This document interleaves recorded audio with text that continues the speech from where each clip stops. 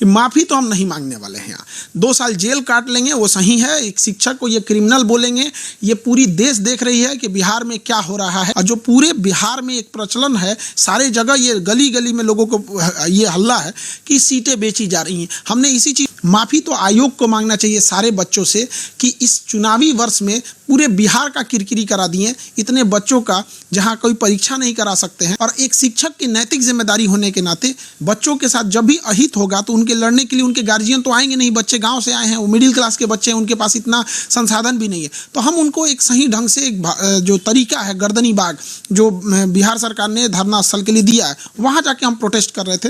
उसके लिए इन्होंने एक नोटिस भेज दिया और इस नोटिस में उन्होंने कहा है कि हमारे ऊपर क्रिमिनल केस करेंगे ये अगर हम ये नहीं करते हैं तो। बीपीएससी स्वयं अपनी छवि धूमिल की है, जिसका पेपर लीक हो जाता है, जिसके चेयरमैन कहते हैं कि इस पेपर को कोई नहीं फाड़ सकता, उसको कोई रगड़ कैसे फाड़ दे, जो कहता है कि यहाँ पर सबसे सुरक्षित बापू परीक्षा परिषद बिहार का सबसे अच्छा सुरक्षित है, वहाँ से सबसे ज़्यादा हंगामा हो जाए, इससे ज़्यादा छवि क्या खराब हो सकती है। आरा में पिछले साल पेपर लीक हो गया, इस साल ऐसे हो गया यहाँ पर, तो इससे हम क्या छवि खराब करेंगे। दूसरा कि जो एसडीएम की सीटें बेची जा रही हैं, जो डीएसपी की सीटें बेची जा रही हैं, ये तमाम मीडिया में चले हुए चीज़ें हैं। तो एक जिम्मेदार नागरिक होने के नाते और एक विद्यार्थियों का शिक्षक होने के नाते ये मेरा कर्तव्य बनता है कि हम इसको और बड़े मुद्दे पर उठाएं ताकि इस पर जांच हो सके। यदि ऐसा नहीं है तो नार्को टेस्ट कराया जाए। हम यही कहते हैं कि देश में हम भी इतने दिन से पढ़ा रहे हैं, ये जांच और उसकी रिपोर्ट कब जांच होती है, कब रिपोर्ट दब जाती है, किसी को नहीं पता चलता है। पूरी मीडिया के सामने नार्को टेस्ट कराया जाए, उसकी दवा भी हम दे देंगे, सोडियम पेंटोथेल, वो नार्को टेस्ट किया जाए, हमारा भी कराया जाए मीडिया के सामने। अध्यक्ष महोदय हो जाए, सचिव महोदय हो जाए, कौन गलत है कौन सही है ऑटोमेटिक पता चल जाएगा। हम माफी नहीं मांगेंगे तो नहीं मांगेंगे। मर जाना कबूल है, जेल जाना कबूल है। बच्चों के लिए लड़े थे, उनके लिए माफी नहीं मांगेंगे, क्योंकि हम अगर माफी मांग ले तो खान सर नहीं झुकेंगे, वो बच्चों का स्वाभिमान झुक जाएगा जो लड़कर अपना अधिकार मांगे थे। फिर कोई बच्चा लड़ने के लिए नहीं जाएगा। रही बात बच्चों के री एग्जाम की, अगर आयोग बच्चों के हित को ध्यान रखते हुए री एग्जाम कंडक्ट करा देता है, दोबारा बोलते हैं री एग्जाम बीपीएससी कंडक्ट करा लेता है, तो उसके लिए बीपीएससी जो कहेगा वो हम कर लेंगे। बच्चों के हित में ध्यान रखते के लिए जो सजा है वो हम कबूल कर लेंगे, चाहे आयोग कुछ भी कहे, लेकिन ऐसे तो माफी नहीं मांगेंगे। आगे अब खान सर क्या करेंगे? इस नोटिस का जवाब देंगे और एक बीपीएससी को भी नोटिस भेजेंगे कि आपने पूरे विद्यार्थियों को 5 लाख स्टूडेंट को मेंटल ट्रोमा में रखें। वहाँ पे कभी इनको लगता है, कभी इनका मन करेगा ऑप्शनल हटा देंगे, कभी 5 ऑप्शन डाल देंगे, कभी 4 ऑप्शन डाल देंगे, कभी एक ट्वीट खेल देंगे, कुछ से कुछ बोलने लगेंगे। इनका अध्यक्ष साहब का कहना था मैं एग्जाम के लास्ट मोमेंट में डिसीजन ले सकता हूँ कि नॉर्मलाइजेशन होगा कि नहीं होगा। तो बाहर में आके हम लोग क्या बोले? हम शिक्षकों को इन्होंने ये समझाने की नहीं कोशिश की थी, बल्कि ये थोपने की कोशिश की थी कि हम नॉर्मलाइजेशन करने जा रहे हैं, आप बच्चों को समझाइए। तो हम क्यों इनके डिसीजन को भागी बनेंगे? हमने इनसे यही कहा था कि आप बच्चों से बात करके बैठ लीजिए। तो इन्होंने कहा कि ठीक है, आप बच्चों को समझा दीजिए कि 15 नवंबर को हम एक बच्चों की मीटिंग बुलाएंगे। हम लोग के तो वैल्यू हम लोग तो बोल दिए कि आयोग बोले हैं कि 15 नवंबर को मीटिंग बुलाएंगे। क्या इससे आयोग की मंशा पर उसकी छवि धूमिल नहीं होती है? तो ये सब चीज़ों में आयोग को सोचना चाहिए। हमारा तो यहाँ पे है, गवर्नर साहब से यहाँ पे फाइल रेडी है और मुख्यमंत्री साहब से। अब हम गवर्नर और मुख्यमंत्री साहब के पास जाएंगे इसको लेके, और हाईकोर्ट में हम बहुत पहले जा चुके हैं। हाईकोर्ट में पिटीशन लगा दिए थे हम 16 दिसंबर को ही। अब इत्तेफाक से क्या कहिएगा, उस समय छुट्टी हो गया था, तो ये 16 दिसंबर 2024 को परीक्षा के 3 दिन बाद ही हमने मतलब बिना किसी को बताए हमने लगा दिया वहाँ पर। लेकिन ये कहिए कि बच्चों की या किसके कहिए कि हाईकोर्ट छुट्टी पे चली गई।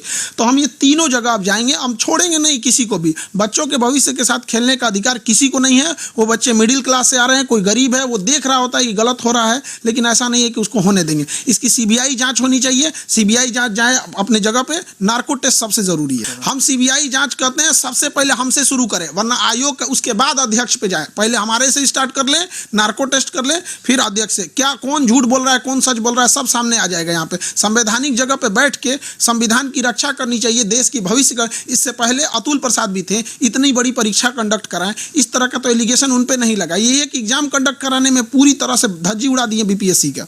बच्चों की समस्या समझिए, एक बच्चे के साथ अन्याय हुआ है, उसका पटना में कोई नहीं है, तो कोई भी उसके ऊपर हाथ सहला देता है तो उसको लगता है कि मेरा अपना है।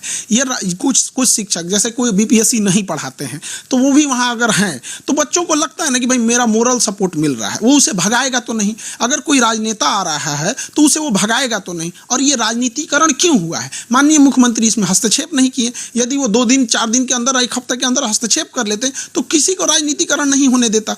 हमें या किसी विद्यार्थी को ये अधिकार थोड़ी है कि उनके धरना स्थल पे कोई अगर राजनेता आता है तो उसे वो भगा देंगे यहाँ पर। या कोई शिक्षक भले बीपीएससी को नहीं पढ़ा रहा है, बीपीएससी नहीं जानते, तो वो भी अगर वहाँ बैठे हैं तो बच्चों को क्या है, वो तो वहाँ उनको रहने ही देंगे। उनको लगता है कि भाई कोई भी हमारा साथ दे रहा है। तो अगर इसमें राजनीतिकरण हुआ है जो कि नहीं होना चाहिए तो उसके लिए भी जिम्मेदार सरकार है। अगर ये त्वरित एक्शन लेते तो ये नौबत ही नहीं आती। उसी धरना स्थल से 2 दिसंबर से लेकर 4 दिसंबर के बीच में 1 हफ्ते तक, वो शुरुआती दिसंबर पे एनसीएल के मामला था, मुख्यमंत्री साहब ने हस्तक्षेप किया, हो गया। 6 दिसंबर को नॉर्मलाइजेशन खत्म था, हो गया। यहाँ भी हस्तक्षेप करते तो नहीं होता। ये चुनावी वर्ष है, मुख्यमंत्री साहब को भी सोचना चाहिए कि बच्चों के भविष्य में सोचेंगे तो बच्चे भी अच्छा करेंगे। ये कहने के लिए सारी चीजें होती हैं।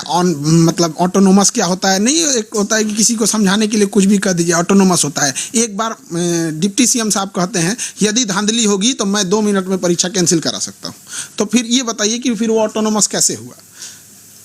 अब कई बयान आता है कि जिसमें वो कहा जाता है कि जांच हो रही है, जांच होगी, अगर गड़बड़ पाया जाएगा तो दोबारा परीक्षा होगी। ये बात तो अगर बीपीएससी ऑटोनोमस है तो बताइए कि ये बात उन्हें बोलना चाहिए, फिर मिनिस्टर लोग कैसे बोल रहे हैं? अभी हाईकोर्ट जाएंगे हम लोग, गवर्नर सर के पास जाएंगे, सीएम सर के पास मिलेंगे। मेनली अभी हाईकोर्ट पे भरोसा है, हाईकोर्ट को ही इस पे एक्शन लेना चाहिए यहाँ पे। और सरकार से विनम्र निवेदन करते हैं कि बीपीएससी जो है इसमें कुछ ऐसे लोग हैं जो चुनावी वर्ष में जानबूझकर प्लांटेड किए गए हैं सरकार की छवि खराब करने के लिए। इनकी सीबीआई जांच होनी चाहिए और अध्यक्ष महोदय को पद से हटाना चाहिए। और इसमें कहा गया है कि हमने बच्चों को भड़का दिया यहाँ पे, जो कि सरासर गलत है। आप ये समझ सकते हैं कि आयोग कितना अयोग्य हो चुका है। हम बच्चे को कैसे भड़का सकते हैं जो बच्चा खुद बीपीएससी का एग्जाम देने जा रहा है, एसडीएम डीएसपी बनने वाला है। यहाँ पर इनके गलत एक्शन की वजह से वो अपना विरोध संवैधानिक अधिकार के लिए मांग करने वहाँ गए थे।